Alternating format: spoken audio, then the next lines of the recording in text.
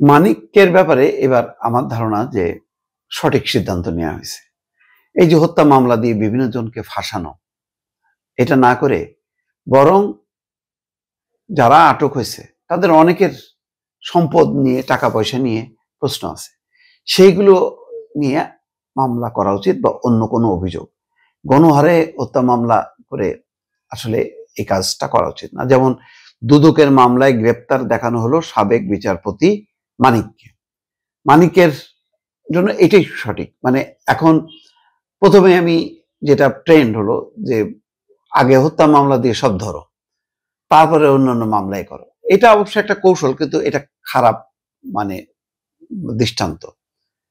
আমার যেহেতু আমি যদি ব্লক করতে পারি পাসপোর্ট সমস্ত কিছু, ইমিগ্রেশন ব্লক করতে পারি, তাহলে আমি যেই ব্যক্তিকে আমি মনে করছি যে তারা ঘুষ, দুর্নীতি, অনিয়ম, অপরাধের সাথে যুক্ত, তাহলে সুনির্দিষ্টভাবে সেগুলি তদন্ত করে, দ্রুতভাবে তদন্ত করে মামলা করে তাদের গ্রেপ্তার করা উচিত। কিন্তু প্রচুর মানুষকে এখনো পর্যন্ত তাদের বিরুদ্ধে কি আসলে সুনির্দিষ্ট, সবাই জানে যে এটা আসলে হত্যা মামলা করা হয়েছে, এগুলির কোনো ভিত্তি নেই।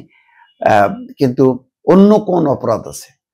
এই যে সববার যেটা মানে আমার যেটা বিশ্বাস, অধিকাংশই হচ্ছে লুটপাটে, দুর্নীতিতে, ঘুষ, নানা রকম তদবির বাণিজ্যের সাথে তারা কোটি কোটি টাকার মালিক হয়েছে। অসংখ্য, তাদের অ্যাকাউন্টের হাল হকিকত দেখলেই বোঝা যাচ্ছে এটা কোনো বৈধ পয়সা না। তো সেইগুলির ব্যাপারে পদক্ষেপ নেওয়া উচিত।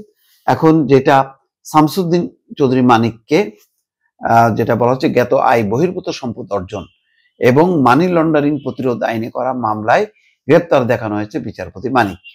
সোমবার শুনানি শেষে ঢাকা মহানগরের সিনিয়র বিশেষ জজ সাব্বির ফয়েজ তাকে এই মামলায় গ্রেপ্তার দেখানোর আবেদন মঞ্জুর করেন।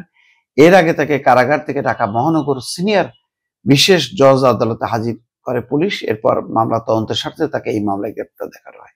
এখানে যেটা বলা হচ্ছে যে তার জ্ঞাত আয়ের উৎসের সঙ্গে অসঙ্গতিপূর্ণ 5,39,66,000 টাকার সম্পদ মানে পাওয়া গেছে। এইটার ব্যাপারে বরং মামলা হওয়া উচিত। যদি জামিন পাওয়ার মতো না হয় তাহলে জামিন দেওয়া উচিত।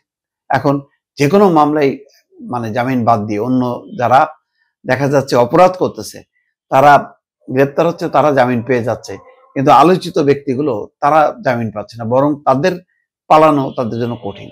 সুতরাং আইনানুগভাবে তাদের ব্যাপারে পদক্ষেপ নেওয়া উচিত। যদি আইনানুগভাবে পদক্ষেপ না নেওয়া হয় তাহলে কিন্তু ঘুরে ফিরে আবার বলা হবে যে এই একই কাজ তো শেখ হাসিনাই করতো। দর্শক।